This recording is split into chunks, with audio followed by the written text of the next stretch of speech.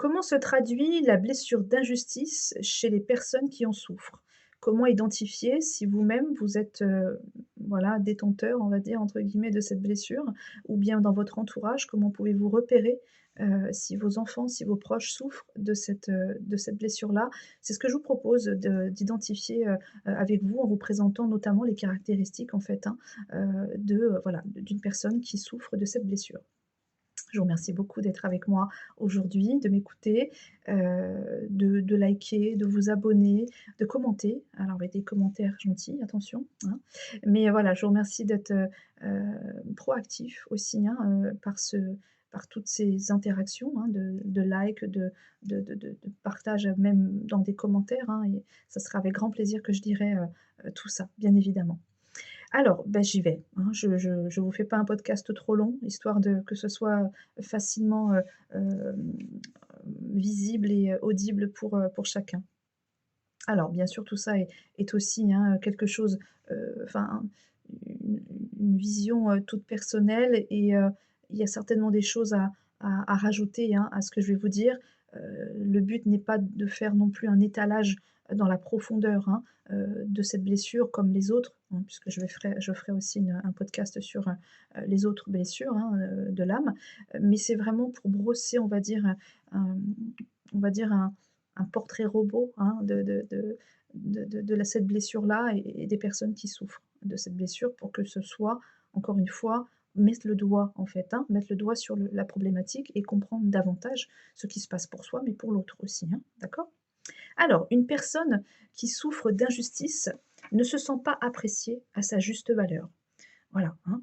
Elle ne se sent pas respectée ou ne croit pas recevoir ce qu'elle mérite, que ce soit dans le trop ou dans le pas assez, hein. Elle peut aussi, cette personne-là, trouver, qu'elle reçoit trop, hein, et donc du coup, ça fait des situations, du type, je sais pas moi, elle est récompensée pour quelque chose qu'elle a fait au travail, admettons, elle l'a fait avec une personne ou plusieurs, elle va plutôt avoir tendance à dire que tout le mérite revient, à son collègue, à ses collègues, mais pas pour elle, hein. Elle a beaucoup de mal à accepter le compliment. D'accord? Cette blessure s'active entre 4 et 6 ans, hein, de l'enfance, et elle est en rapport et en résonance avec le parent du même sexe. Si une femme souffre, de cette blessure-là, alors il y a de fortes chances que ce soit lié, en résonance avec le parent du même sexe, hein. La maman si c'est une femme, le papa si c'est un homme. L'enfant s'est senti bloqué, non respecté dans son individualité. Il a souffert de la froideur, de l'insensibilité de ce parent, qu'il trouve froid avec lui, intolérant, sévère, qu'il ne reçoit pas d'amour ou qu'il ne reçoit pas l'amour qu'il mérite, hein, qu'il devrait recevoir. Voilà, allez, qu'il ne reçoit pas l'amour qu'il mérite, voilà. Il pourra vivre dans sa vie d'adulte des situations, on va dire, un peu, compliquées, conflictuelles avec des personnes du même sexe que lui, hein. Ça peut être, ouais, un homme, qui souffre de cette blessure-là, aura peut-être, de façon, générale plus de conflits, dans les ouais, verbaux, je veux dire, hein, des discussions, des choses comme ça et puis, ça termine vite en nœud de boudin, hein, si vous me permettez l'expression, mais ça part vite un petit peu, au règlement de compte, hein, voilà, ou un petit peu au clash. Bon, ça bien sûr, c'est quand même assez, heu, c'est pas à chaque fois, la prise de tête non plus, mais vous voyez ce que je veux dire, hein? Ça peut, voilà, en tout cas, les problématiques, peuvent se voir, se sentir, plus avec une personne du même sexe, voilà, que lui.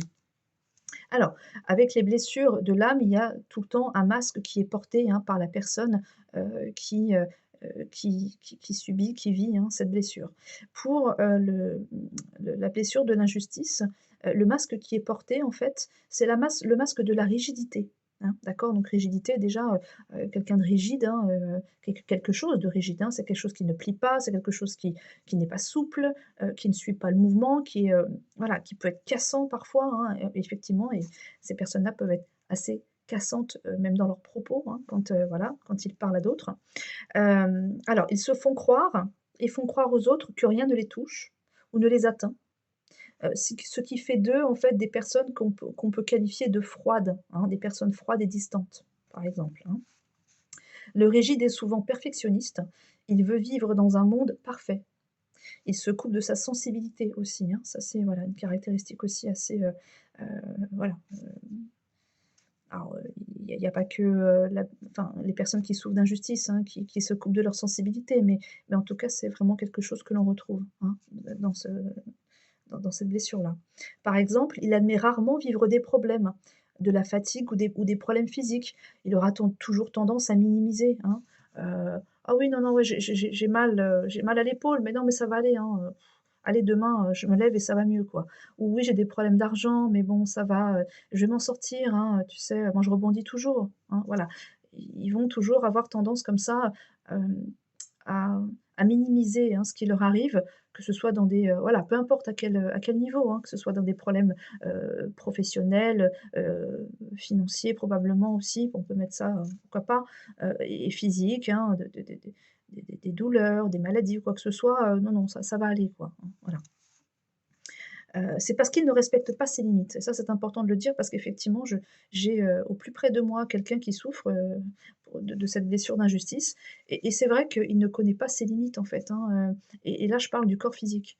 Je peux entendre parfois, des choses du type, constater déjà qu'il y a une souffrance dans le corps et plutôt que de, laisser tranquille, hein, ce corps et cette partie-là en particulier parce que, bah, voilà, c'est douloureux donc on a tendance à se dire: «OK, vous voyez les animaux quand ils souffrent dans la jungle, dans la savane, quand ils ont mal quelque part, bah, ils vont pas aller, voilà, ils en général, ils se posent, ils se reposent, ils dorment, voilà, puis ils vont dormir le temps qu'il faut pour permettre à leur corps, en fait, de rétablir, hein, cette douleur et en fait, laisser tranquille, hein, cette partie d'eux, qui souffre. Bon et ben, moi, cette personne-là, non, voilà, étant donné que elle considère en fait que, si elle a mal quelque part et ben, c'est bien de continuer à faire bouger cette partie du corps, parce que du coup, bah, ça va voilà, ça va peut-être, comment dire? Apaiser ou ça va, décoincer, que sais-je? Je ne sais pas exactement quel serait le terme, mais voilà. Alors que moi, j'aurais tendance à dire: «Bah non, reste au repos, permets à mettons cette épaule de se régénérer, d'aller mieux, avant d'envisager de faire à nouveau, bah, les mêmes gestes en fait que tu as fait déjà et qui ont provoqué cette douleur». Vous voyez? Bon, après je sais pas tout, hein, je suis pas prof de sport non plus, enfin voilà, j'ai pas de connaissances en particulier non plus sur l'anatomie et ce qu'il faudrait bien faire pour, s'améliorer, mais j'ai pas tendance à croire en tout cas que, quand on a mal quelque part, bah, il faille continuer à faire les mêmes mouvements qui ont déjà causé cette même douleur, par exemple, hein. Voilà. Alors, alors il ne respecte pas ses limites parce qu'il ne les sent pas, hein. En général, il y a une vraie déconnexion à tout ce qui est sensorialité, émotion et cetera aussi, hein. Donc voilà, c'est pour ça que finalement il va toujours trop loin, c'est parce qu'il ne respecte pas, tout simplement parce qu'il ne ressent pas, hein. Alors, c'est une personne très exigeante envers elle-même et envers les autres aussi. Pour aller vers sa guérison, ça c'est important, ouvrez grandes vos écoutilles, le comment dire? Le rigide, doit apprendre à exprimer ses émotions. Se donner le droit à l'erreur et donner le droit à l'erreur également aux autres. Effectivement, exprimer ses émotions là, de toute façon, quoi qu'il en soit, ça paraît toujours, être le mot d'ordre, hein. Heu, Pourquoi ne pas pleurer quand on est triste? Pourquoi? Ça révèle quoi? Quelle faiblesse? Aucune. Désolée, hein. Voilà. Quand on est heureux, ben, pourquoi pas exprimer la joie? C'est pareil, enfin, la colère, bon, la colère, oui, il faut l'exprimer. Après quand tu es dehors et que tu es en forêt et que tu veuilles hurler ou, insulter toute une, tripotée de personnes, bon, si personne n'entend et ne subit, bon, j'aurais tendance à dire que ça va, pas vu, pas pris. Mais bon, exprimer la colère, oui, après, faut savoir mettre quand même des hein, faut savoir se gérer dans cette colère quand même. L'exprimer oui, mais il faut pas que ça soit débordant et puis que ça devienne tout de suite du n'importe quoi. Enfin, on n'utilise pas les coups et cetera pour vider sa colère. On voilà, on sait se raisonner aussi, hein. Mais voilà, faut quand même exprimer ça. Pourquoi pas? Je veux dire, bah, heu, il y a des façons d'exprimer la colère assez saines, hein. Je vous dis, on va en forêt, on va crier un bon coup ou bien on prend un punching ball et on tape dedans, bah, voilà, ça c'est plutôt pas mal comme, comme exercice pour aller évacuer cette colère. Voilà. Donc j'insiste bien sur ça pour aller vers sa guérison, chers amis, vous qui souffrez de la blessure d'injustice, vous devez exprimer vos émotions et toutes vos émotions, d'accord? Se donner aussi le droit à l'erreur et donner aussi aux autres le droit à l'erreur. Voilà. Les caractéristiques, alors j'y viens. Ce sont des personnes plutôt envieuses des autres. Pas bien. Il a honte lorsqu'il estime recevoir plus que ce qu'il mérite. Voilà, ça c'est ce que je vous disais tout à l'heure. «Ah bah non, c'est pas moi, moi je n'ai pas de voilà, j'ai pas d'honneur à recevoir d'un travail qui aurait été fait, très bien, c'est pas moi, c'est l'autre», hein, voilà. Il est obsédé par la notion, pardon, de bien et de mal. Voilà, hein, c'est un peu un justicier aussi, hein. Bah, justice, justicier, blessure d'injustice, hein. On est dans le même vocabulaire. Il prend ses problèmes sous un bonjour et ne demande de l'aide qu'en dernier recours, hein, et parce qu'il sait que voilà, pour lui, tout va bien, dans le meilleur des mondes, hein. Il cache ses émotions par le rire notamment, hein, voilà, dissonance. Il admet rarement qu'il vit des problèmes et s'il le dit, il s'empresse de dire que c'est pas grave, qu'il va s'en sortir tout seul, hein, voilà, c'est ce que je vous disais tout à l'heure. Il fait tout pour contrôler sa colère, ayant peur de perdre le contrôle. C'est ça, hein, le souci, c'est qu'effectivement, heu, comme il a du mal à gérer ses émotions, tout comme ça peut être aussi pour la tristesse, hein, de se laisser emporter complètement à l'élan de la tristesse et de ne pas pouvoir s'arrêter de pleurer, par exemple. Bah, la colère, c'est pareil. Étant donné qu'il a un peu de mal, un peu, beaucoup parfois, de mal à gérer les émotions, donc quand la colère est là, et ben, il y a tendance à la réfréner, à ne rien faire, à ne rien oui, laisser transparaître et à ne rien exprimer, parce qu'il y a un peu comme cette peur-là de perdre le contrôle.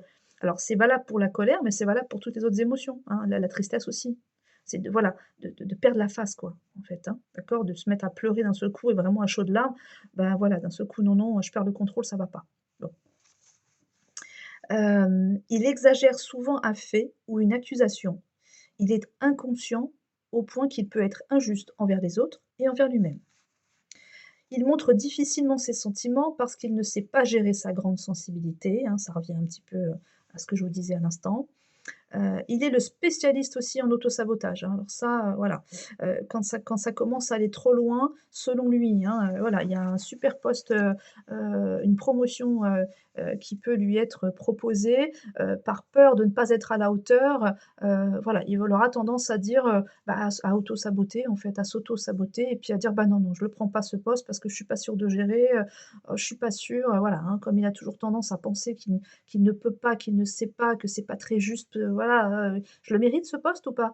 Bon, bah, voilà, donc du coup, il va plutôt préférer, bah, que le voisin d'à côté en bénéficie, mais pas lui, hein, voilà. Effectivement, c'est embêtant et je vais terminer par, quand il atteint sa limite, il peut être cassant, sarcastique, entêté et intransigeant. Effectivement, voilà, ils savent très bien faire. Quand ils se sentent complètement, à la rupture là, acculés on va dire, beh, ouais, on va dire que le système de défense, hein, va être, voilà, d'être, cassant, intransigeant, c'est comme ça, c'est pas autrement et de ce côté rigide en fait, hein, forcément. Ce masque-là, heu, se montre, se fait voir de cette façon-là aussi dans les propos, en étant, oui, cassant, sarcastique aussi, hein, en faisant preuve d'ironie aussi beaucoup, hein, d'accord? Et être entêté, hein, non, c'est comme ça et pas autrement et intransigeant. Voilà. Eh bien, je vais terminer sur ces quelques mots. Alors moi, j'aurais tendance peut-être quand même à ajouter aussi sur la guérison, que quand, une émotion, s'il vous plaît, est ressentie, alors elle doit être exprimée, elle doit être vécue pleinement. Voilà. N'hésitez pas aussi à parler, à exprimer. Quand quelque chose se passe, entre guillemets, que vous ressentez comme injuste, si c'est en rapport avec quelqu'un, bah, pourquoi ne pas aller trouver la personne et lui dire avec bien sûr une colère modérée, hein, parce qu'on a bien vu que la colère, elle peut parfois être mal maîtrisée, mais là, il faut la maîtriser. D'ailleurs, c'est un travail assez intéressant pour vous à faire que d'aller trouver cette personne et lui dire: «Écoute, voilà, je vis cette situation avec toi, ça me fait ressentir pas mal d'injustice. Je suis pas certain ou certaine, que ce soit, bah, justifié. Donc voilà, j'aimerais qu'on en parle» et voilà, tout simplement, c'est de la bienveillance. On reste pas sur sur ce sentiment-là d'injustice, sur cette émotion-là de peut-être de colère ou de tristesse. On prend les devants, on va trouver la personne et on discute intelligemment. Pourquoi pas? Hein, franchement. Voilà, donc exprimer, hein, ne pas hésiter à exprimer. Si c'est trop difficile de le faire de visu, alors à ce moment-là, l'écrit, hein, voilà, on prend un bloc-notes, un crayon, et puis voilà, hein. On écrit tout simplement dans un premier temps, comme si qu'on s'adressait peut-être à une personne ou ouais, un événement, à quelque chose qui se serait produit. on écrit, on libère, on libère, on libère, on libère. Voilà, ça fait parler, ça fait, vivre les émotions et puis si pendant qu'on écrit, on a envie de pleurer ou de crier un bon coup et de taper du poing sur la table, on le fait. Voilà, ça ça fluidifie, ça fait revenir un petit peu voilà, les énergies, et voilà, tout après, se passe mieux, en tout cas. Voilà, donc ce serait à peu près les 2 petits conseils que je peux donner. Après, il y a tout plein de techniques, hein, bien sûr, hein, mais bon, je pourrais en donner d'autres, mais voilà, déjà ça me paraît très bien, en fait, hein. Ça me paraît déjà important de vivre ses émotions et de pouvoir parler, de pouvoir, d'oser, oser discuter, oser dire les choses. Voilà et bien écoutez, je reviendrai très vite pour, vous parler d'une autre blessure, je ne sais pas laquelle encore, mais voilà, je vous ferai cette proposition. En attendant, je vous remercie beaucoup d'avoir été avec moi pendant ce petit quart d'heure. Je vous laisse sur ces quelques mots et puis, n'hésitez pas, commentaires, liker, si vous aimez, abonnez-vous parce que bien sûr ça contribue à ce que je, puisse me faire, écouter davantage et c'est bien le but, effectivement, c'est bien le but. Je vous remercie infiniment et puis, je vous dis à très bientôt pour, une prochaine vidéo, un prochain podcast. Une très belle journée à vous. Encore merci. Ciao, ciao. Salut.